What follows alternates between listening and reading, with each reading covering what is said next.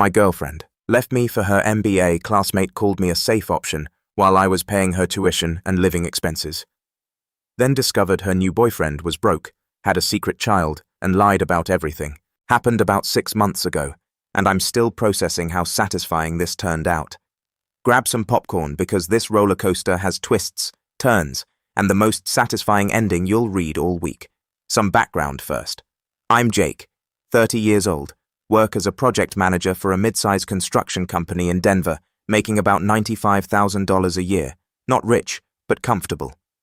I own a decent 3-bedroom house in a good neighborhood that I bought 3 years ago for $385,000. Worked my ass off to get where I am. Started as a laborer right out of high school. Went to community college at night. Worked up through the ranks. No handouts, just pure grind. I'm not some Chad who gets women easily. I'm probably a 6 out of 10 on a good day. 5'9" in average build, thinning hair that I keep buzzed short. But I'm stable, reliable, and apparently that makes me catnip for a certain type of woman. Spoiler alert, that type is not the kind you want to marry. That's where Ashley comes in. Met her about 2.5 years ago at my buddy's barbecue. She was 24, working part-time at some overpriced boutique in Cherry Creek, making maybe $25,000 a year if she was lucky. But damn, this girl was a solid 9 out of 10. Blonde hair, green eyes, 5 feet 6 inches, with curves in all the right places. The kind of woman who could stop traffic just by walking down the street. She was living with 3 roommates in a cramped apartment in a sketchy part of town, constantly complaining about money. Her car was a beat-up 2009 Honda CR-V that broke down every other week. She dressed nice when we went out, but I could tell she was stretching every dollar to maintain her image. Being the nice guy that I was, I started helping out here and there. Dinner dates turned into me always picking up the check. Her car broke down. I'd Uber over and give her rides. Her roommates were too loud for her to sleep. She started spending more nights at my place. What started as occasional sleepovers turned into her basically living at my house within about 6 months. She kept clothes in my closet. Her makeup covered my bathroom counter. And somehow, I was buying groceries for 2 people, even though she wasn't contributing anything to the household. But I was busy and didn't care. Ashley knew exactly how to play me. She'd walk around in tiny shorts and tank tops, give me random crap when I got home from work, cook dinner occasionally using ingredients I bought, and make me feel like I was dating a model. I thought I'd hit the jackpot. The first major red flag should have been when she started talking about wanting to get her master's degree in marketing. Jake. I'm never going to make real money working retail, she'd say, while painting her nails with $50 polish. I need to elevate myself, but grad school is so expensive. DePaul University's MBA program cost $42,000 for the full degree. Ashley claimed she'd looked into financial aid, but didn't qualify for much because her parents made too much money. Even though they weren't helping her with crap, she'd sigh dramatically and talk about how she'd probably be stuck in retail forever because she couldn't afford to better herself like an idiot. I offered to pay for it. Really, Jake? Are you serious? That's amazing. You'd really do that for me. She jumped on me right there on the couch, and we had some of the best sex of my life. I was thinking with my dick instead of my brain, convinced I was investing in our future together. She'd get her degree, land some high-paying marketing job, and we'd be this power couple living the American dream. What a num-num I was. Once Ashley started the MBA program, things got even more expensive. She needed a new laptop for school, 1,800 professional clothes for presentations, 3,200 shopping spree, and a car that wouldn't embarrass her in the student parking lot. I co-signed for a lease on a 2022 Honda CR-V because her old Civic wasn't professional enough. She cut back her retail hours to focus on school, which meant her already tiny income basically disappeared. Suddenly I was covering everything. Rent. She still wasn't on my mortgage. Utilities, groceries, her car payment, insurance, gas, eating out, entertainment, and of course the monthly tuition payments. My monthly expenses went from about $3,200 to over $6,100. I was still saving money, but my emergency fund stopped growing. Ashley would thank me with sex and affection, so I figured it was temporary. Once she graduated and got a good job, she'd start contributing more. The entitlement started creeping in slowly. She'd complain if I bought the cheap groceries instead of the organic crap she preferred. She wanted to eat out more often because she was too stressed from school to cook. Her beauty routine became insane. $200 monthly for lash extensions, $150 for nails, $300 hair appointments every 6 weeks, $400 monthly on skincare products. Jake, I need to look professional for networking events, she'd say when I questioned the expenses. This is an investment in our future. Our future. I was paying for it, but apparently it was ours. She also completely redecorated my living room without asking. Came home one day to find $4,200 worth of new furniture artwork and decorative thing that looked like it came straight from a basic Pinterest board. When I asked what happened to discussing major purchases, she said I was being controlling and that the house needed a woman's touch. The sex started declining around month 8 of her program. She was always too tired or too stressed or had too much homework. Our Friday night date nights turned into her studying while I watched Netflix alone. She'd come to bed after I was already asleep and be gone before I woke up for work. I chalked it up to the stress of graduate school. Big mistake.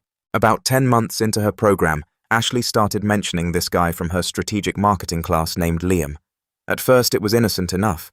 Liam thinks we should approach the project this way, or Liam knows someone who works at a consulting firm, but then the mentions became more frequent and more detailed. Liam drove a BMW M3. Liam owned his own digital marketing consultancy. Liam had clients like Pepsi and Nike. Liam was taking the MBA program to expand his network and learn corporate strategy because he was planning to scale his business nationally.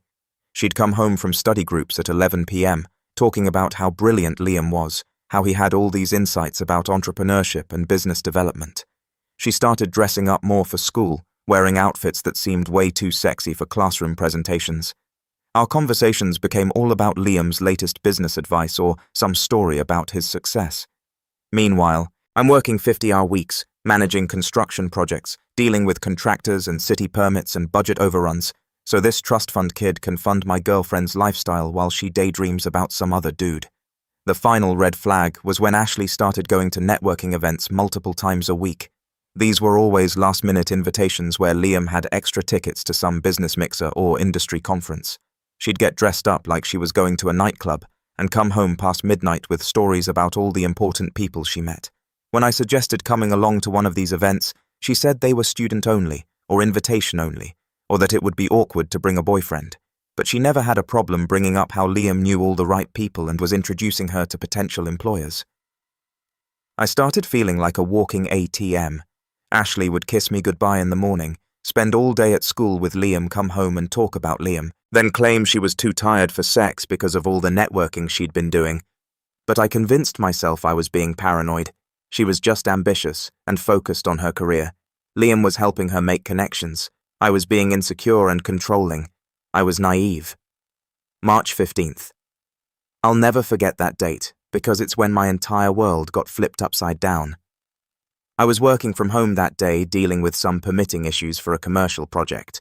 Ashley had a late class that finished around 2 p.m., so I expected her home by 3. When she walked in at 2:30, she had this look on her face, nervous but determined, like she'd been practicing a speech in the car. "Jake, we need to talk," she said, standing in the doorway instead of coming over to kiss me hello, like she usually did. My stomach dropped. Every guy knows that phrase means your life is about to get destroyed. "I'm in love with Liam," she said, no emotion in her voice. "We've been together for 4 months. I'm moving in with him this weekend. 4 months. She'd been cheating on me while I paid for every aspect of her life. While I was busting my butt at work to fund her princess lifestyle, she was getting with some other guy and planning her exit strategy. The numbers hit me like a truck. 4 months meant it started right around Thanksgiving. All those study groups and networking events were just cover for her affair. She'd been looking me in the eye every morning, kissing me goodbye, and going to spend the day with her boyfriend. I managed to say, trying to keep my voice steady. My heart was pounding, but I wasn't going to give her the satisfaction of seeing me break down. "I already packed most of my stuff," she continued, gesturing toward 2 suitcases by the door. I recognized them as the matching Louis Vuitton set I'd bought her for Christmas. $3,400 that I'd put on my credit card because she deserved something special. Liam's successful Jake. Really successful. He's taking me to Aspen this weekend to meet some of his business partners. He says I have real potential, and he wants to help me network with the right people. The audacity was breathtaking. She was essentially telling me that I wasn't good enough to help her career while standing in the house I owned, wearing clothes I bought after spending 2 years funding her dreams. When I asked, "When what? When did it start?" The truth. This time she had the decency to look slightly embarrassed. Right after Thanksgiving. But Jake, I didn't plan for this to happen. Liam and we connect on a different level. He understands my ambitions. He's going places and he wants to take me with him. Going places like my house wasn't good enough. Like my stable career and financial support weren't taking her anywhere. I understand, I said. I hope you two are very happy together. She looked surprised, like she expected me to beg or cry or fight for her. Maybe throw a tantrum and make her feel important. But I was already thinking ahead. She'd made her choice. Time to deal with the consequences. That's it, she asked. You're not even going to fight for us. What's to fight for? You've been cheating on me for 4 months. You're in love with someone else. You're moving out. Seems like you've made all the decisions already. Jake. I thought you'd be more upset. I'm processing right now. I'm just trying to understand the timeline. She shifted uncomfortably. Liam will be here around 6 o'clock to help me move the rest of my stuff. That's fine. I'll make sure to be out of the way. What I didn't tell her was that I'd be using those few hours very productively. After Ashley left to grab lunch, probably with Liam, I sat down and started thinking strategically instead of emotionally. She'd blindsided me, but that didn't mean I had to just take it lying down. First, I made a list of everything I was paying for. Her MBA tuition, $42,000 total, about $28,000 already paid. Her car lease, $420 per month. Her car insurance, $180 per month. Her phone bill, $85 per month. Her health insurance through my employer, $240 a month. Groceries, utilities, and household expenses, approximately $800 per month. Her credit card. She was an authorized user, approximately $1,200 per month average. Miscellaneous expenses like dining out, entertainment. Her beauty routine, approximately $1,000 per month. I was essentially funding a $4,000 a month lifestyle for someone who just told me she'd been cheating on me for a third of our relationship. But here's the thing, I'm not an emotional guy, I'm a project manager. When there's a problem, you assess the situation, make a plan, and execute it efficiently. Emotions can come later. Ashley thought she was trading up from a stable guy making $95,000 to some hotshot entrepreneur with major clients. She was betting that Liam's success would replace my financial support. That was a risky bet, and I was about to make sure it didn't pay off. My first call was to DePaul's financial aid office. Hi, this is Jake Morrison. I need to speak to someone about Ashley Rodriguez's tuition payment plan. After being transferred twice, I got the financial aid director on the line. I explained calmly that Ashley and I were no longer together, that I was the third-party guarantor on all payment plans, and that I needed to withdraw from any future obligations immediately. I'll honor the current semester since it ends in 6 weeks, but I'm formally withdrawing from summer and fall semester payments, I said. Please send me written confirmation. They needed 48 hours to process the paperwork, but confirmed that as the guarantor, I had every right to withdraw. No legal obligation to continue paying once the current term ended. Next, I called my credit card companies.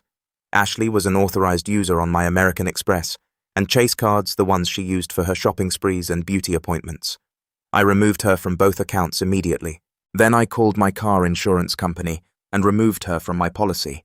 She was driving the CRV that I co-signed for, but if she wasn't living here anymore, she needed her own insurance. I also called my cell phone provider and removed her line from my family plan. If she wanted to stay in touch with Liam, she could get her own phone bill. The cuirass was changing every password she might know. Netflix, Amazon Prime, Spotify, Hulu, even the Wi-Fi password. If she wanted entertainment at Liam's place, they could pay for their own subscriptions. But I wasn't done. Ashley had left behind about half her wardrobe, all the expensive things I'd bought her over the past 2 years.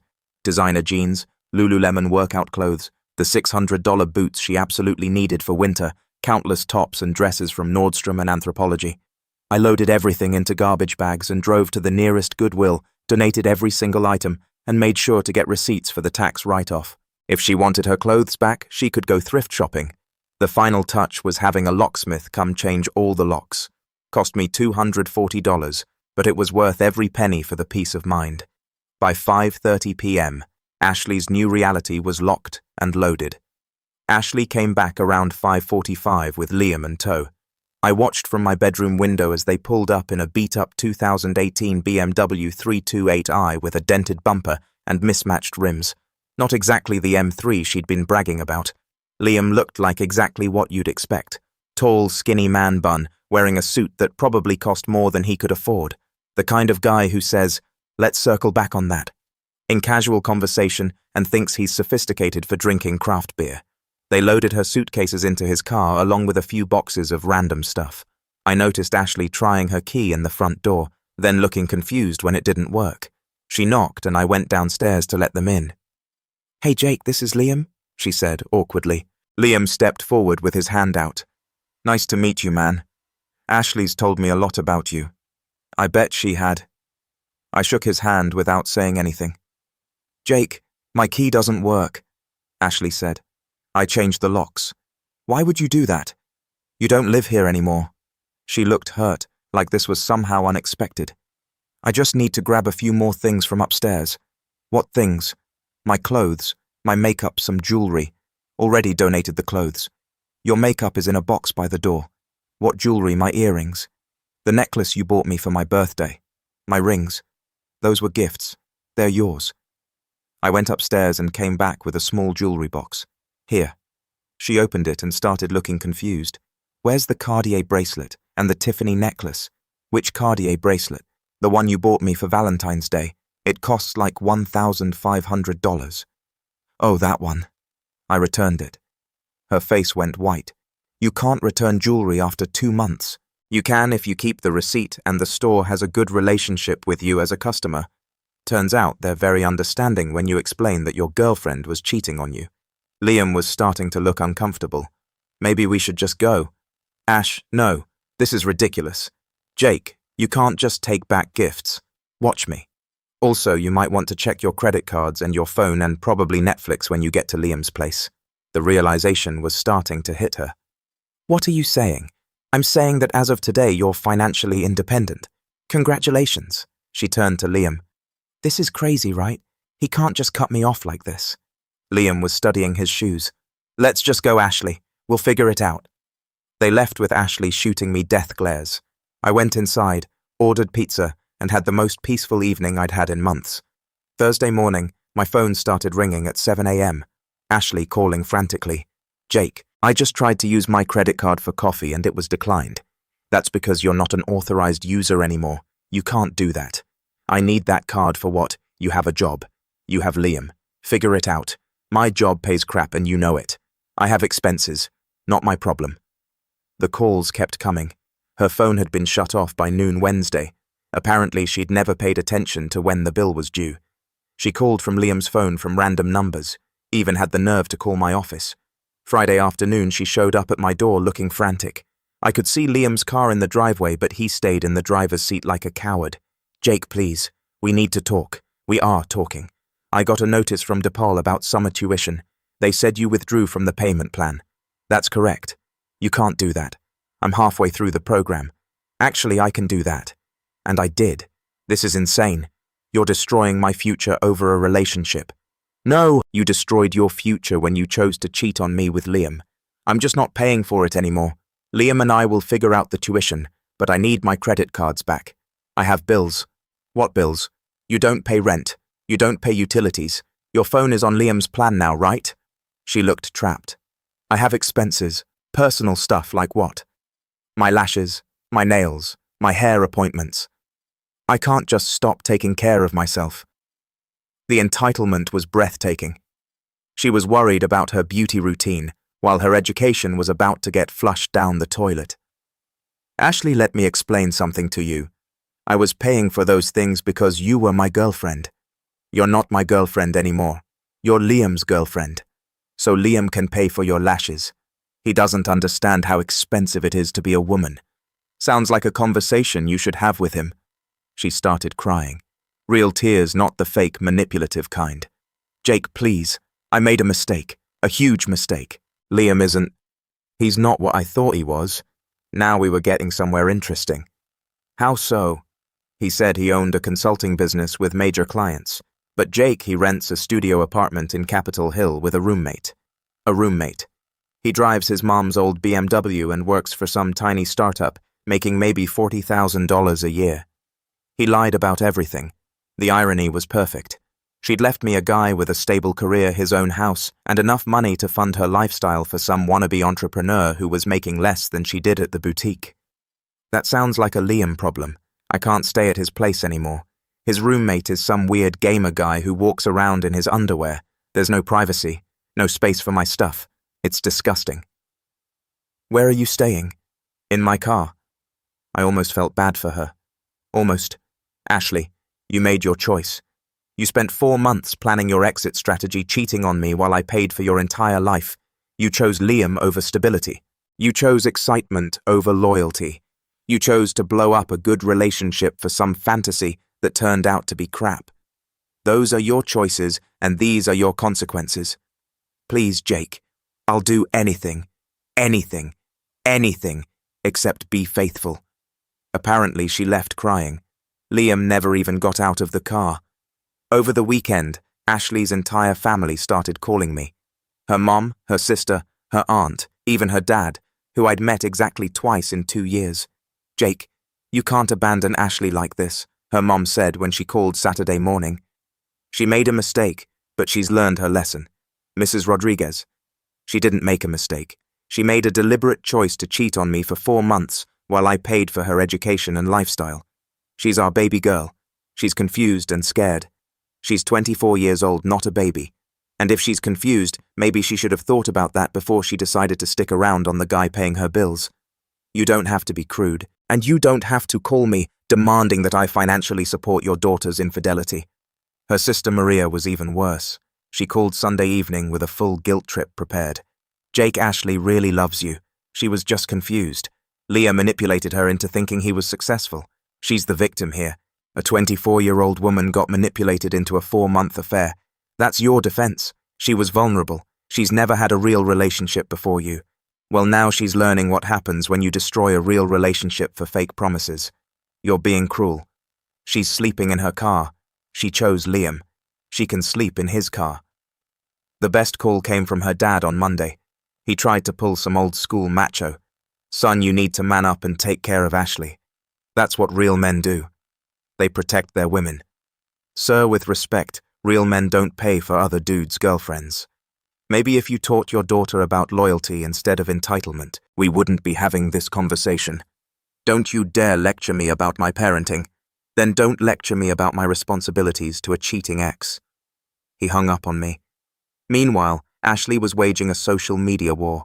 She posted a long Facebook rant about how I was vindictive and controlling for cutting off her credit cards and tuition payments. She painted herself as the victim of an emotionally abusive relationship where I used money to control her.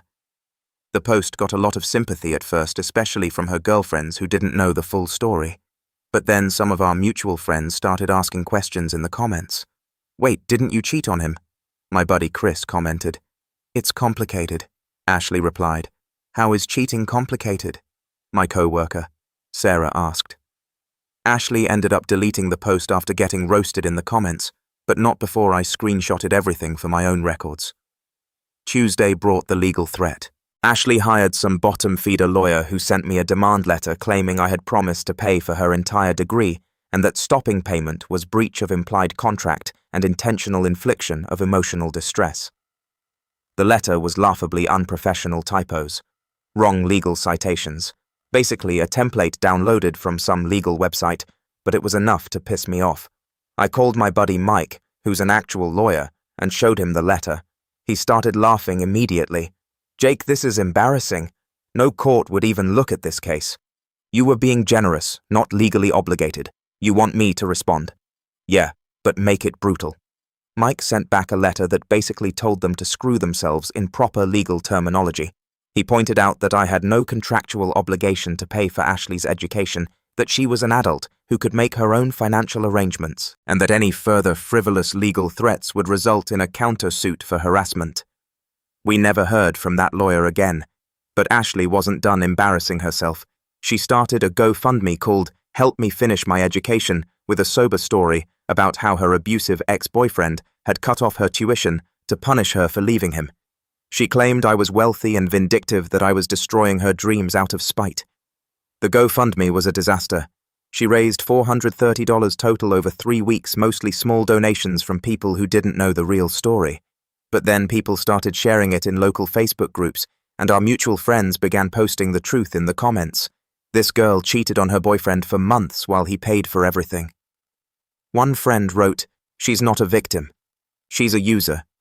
I know Jake personally, and he's one of the most generous, honest guys you'll ever meet." Another commented, "Ashley destroyed a good relationship and now wants strangers to pay for her mistakes." She ended up deleting the GoFundMe after it became a public roasting session. The $430 she raised wasn't even enough to cover 1 credit hour. Here's where the story gets really good. Remember how I mentioned I work in construction project management? Well, part of my job involves background checks on contractors and subcontractors. I have access to certain databases and professional networks for verifying licenses, insurance, financial stability, criminal history, all perfectly legal stuff that helps protect my company from liability. I decided to do some digging on Liam just out of curiosity. What I found was gold. This wannabe entrepreneur had some serious skeletons. He'd been fired from his last real job at a marketing agency for falsifying client reports and padding his timesheets. He had $31,000 in credit card debt spread across 7 different cards, student loans in default totaling $18,000, and here's the best part, an active warrant for unpaid child support. Turns out Liam had a 3-year-old daughter in Milwaukee with some girl named Jessica. He owed $12,800 in back child support and had been dodging the payments for over a year. There was also a court judgment against him for $4,200 from a former landlord for property damage and unpaid rent. But wait, it gets better. The consulting business he bragged about it was an LLC that existed only on paper, never filed taxes, never had any reported income, no business licenses or permits. The startup he actually worked for was one of those sketchy MLM supplement companies where he was basically a door-to-door salesman trying to recruit people into his downline. The BMW registered to his mother. He was driving mommy's hand-me-down and telling people it was his. I had court documents, employment records, financial judgments, even photos of the child support warrant. This guy wasn't just broke. He was actively running from his responsibilities and lying about everything. So I did what any reasonable person would do with this information. I compiled it all into a nice, neat package and created an anonymous email account. The subject line was simple: information about your boyfriend Liam. I attached everything: the court documents, the employment termination records, the photos of his baby mama and kid from her Facebook page, the business registration showing his LLC had no activity, even the lien on the BMW showing it belonged to his mother. The email was just 1 line. Thought you should know who you're really living with. I sent it to Ashley's Gmail on a Thursday afternoon and then sat back to wait. Friday morning, my phone rang at 6 a.m. It was Ashley, and she was completely hysterical. Jake, please, I messed up so bad. Please help me, please. What's wrong now, Liam? He's not who he said he was. He has a kid. A kid, Jake. He never told me he had a kid. Okay, and he's broke. He owes thousands in child support. He got fired from his last job for lying. His business is fake. Everything is fake. I tried to sound surprised. How did you find all this out? Someone sent me documents, court papers, and employment records and pictures of his daughter. Jake, I'm living with a deadbeat dad who's been lying about everything. That sounds really tough, Ashley. It gets worse. When I confronted him about it, he admitted everything. But then he asked me to help him pay the child support. He said we were a team now, and that I needed to invest in our future by helping him get caught up on his payments. The audacity of this guy was impressive. He was asking his sugar baby to help him pay for the kid he'd abandoned. What did you tell him? I told him he was insane. I don't have any money. You cut off all my cards. I can't even afford to get my nails done. So what happened? He kicked me out, said if I wasn't going to be supportive of his complicated situation, then I could find somewhere else to stay. Jake, I'm living in my car. The karma was so perfect it almost seemed scripted. I'm sorry to hear that, Ashley. Please, Jake, I know I don't deserve it, but Can I please just stay on your couch for a few days? I'll pay rent. I'll do whatever you want. I'm sleeping in a parking lot behind a 7-Eleven. This was the moment I'd been waiting for. She was completely broken down, desperate, with nowhere else to turn. Time for the nuclear option. Ashley, let me make sure I understand the situation. You cheated on me for 4 months while I paid for your entire lifestyle.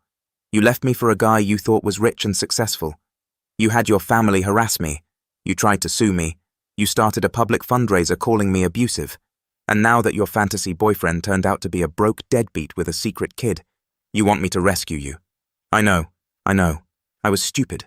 I was selfish. I messed up everything. But I learned my lesson. I swear. What lesson is that? That I had it good with you. That I threw away the best thing in my life for some loser who lied to me about everything. And that I'm a terrible person who doesn't deserve your help. But I'm begging anyway, because I'm desperate, and I have nowhere else to go. At least she was finally being honest about what kind of person she was. Here's what's going to happen, I said calmly. You're going to post on every social media platform you have, Facebook, Instagram, whatever else, telling the complete truth about what you did to me. You're going to admit that you cheated for 4 months, that you lied to my face, that you used me for money, and that I did nothing wrong by cutting you off. You're going to apologize publicly and tell everyone that Liam turned out to be a fraud who has a secret kid and is thousands in debt. Jake, that's humiliating. Not as humiliating as sleeping in your car because you chose a deadbeat over a good man. If I do, that will you help me? I'll consider it. You promise? I promise. I'll consider it. She actually did it. Within 2 hours, Ashley had posted identical messages on Facebook and Instagram with a long, graveling confession. I need to publicly apologize for my terrible behavior and set the record straight about Jake Morrison. For the past few months, I've been spreading lies about him being controlling and abusive. But the truth is that I'm the one who behaved horribly. Jake supported me financially for over a year, paying for my MBA tuition, my car, my living expenses, everything. He was nothing but generous and loving to me. In return, I cheated on him for 4 months with a classmate named Liam, who I thought was successful and wealthy. I lied to Jake's face every single day while he was working hard to support my dreams. I planned my exit strategy while he was paying my bills. When Jake found out, he rightfully cut off all financial support, and instead of taking responsibility for my actions, I tried to paint him as the villain. The truth is that Liam lied about everything. He doesn't own a business. He's broke. He has a secret child he doesn't support, and he's thousands in debt. He used me just like I used Jake, except Jake actually had the means to support me and chose to do so out of love. I destroyed the best relationship I ever had for a fantasy that lasted less than a week once the lies came out. I am completely in the wrong here. Jake is a good man who deserves better than what I put him through. I'm sorry for lying about him publicly, and I'm sorry for taking advantage of his kindness. I'm posting this because I owe him a public apology and because people deserve to know the truth about what really happened. The comments were absolutely brutal. Our mutual friends, her co-workers, even people I didn't know were roasting her in the replies. Finally, some honesty from you, Ashley. Jake deserves so much better. Girl, you fumbled the bag hard. A good man with his own house who pays for your school, and you cheat on him. What's wrong with you? This is what happens when you're a gold digger but bad at picking gold. Jake, if you're reading this, you dodged a bullet. Don't take her back. Ashley admitting she's a cheating user. Character development, I guess. My personal favorite was from her former co-worker at the boutique. We all knew you were using Jake. Glad he finally wised up. The post got over 200 comments, most of them negative. A few of her girlfriends tried to defend her with, "Everyone makes mistakes, bullshit." But they got shouted down by people who knew the real story. After she posted the confession, Ashley called me back around 8 p.m. Okay, I did it. I posted everything like you asked. People are being really mean in the comments, but I did it. Now will you help me? This was the moment I'd been building toward for weeks, the moment of perfect poetic justice. Ashley, I appreciate you finally telling the truth about what happened. It took a lot of courage to admit publicly that you're a cheating, lying user who destroyed a good relationship for a fantasy. So you'll let me stay at your place? No. Silence. What I said, I'd consider helping you if you posted the truth. I considered it. The answer is no. But I did what you asked. I humiliated myself. I told everyone the truth. You told everyone the truth because it was the right thing to do, not because I asked you to. You should have done that months ago instead of trying to destroy my reputation. Jake, please. I have nowhere to go. I'm living in my car. You made your bed with Liam. Now you get to lie in it alone. This is cruel. I apologized. I admitted I was wrong. You apologized because you're desperate and homeless, not because you actually feel bad about what you did. If Liam had turned out to be actually rich, you'd still be with him, and you'd never have admitted to anything. That's not true, Ashley. If I gave you a time machine right now and let you go back to Thanksgiving, would you choose not to cheat on me, or would you just be smarter about picking your affair partner? The long pause told me everything I needed to know. That's not fair. That's exactly what I thought. You're not sorry you cheated. You're sorry you got caught. You're not sorry you lied. You're sorry the lies didn't work out. You're not sorry you used me. You're sorry I stopped letting you use me, Jake. Please, I'll do anything. I'll sign a contract saying I'll pay you back. I'll get a job and give you half my paycheck. I'll clean your house. I'll cook for you. I'll do whatever you want sexually. Please just don't leave me on the street. And there it was, the final offer. She was willing to prostitute herself to get back into my house and my wallet. Ashley, I wouldn't take you back if you were the last woman on earth. You've shown me exactly who you are, and I believe you. You're a user, a liar, and a cheat. You add nothing to my life except drama and expenses. Fine. Fine. Screw you, Jake. You're going to regret this. When I get back on my feet, you're going to see what you missed out on. I'm sure I will. Good luck with everything. I hung up and blocked her.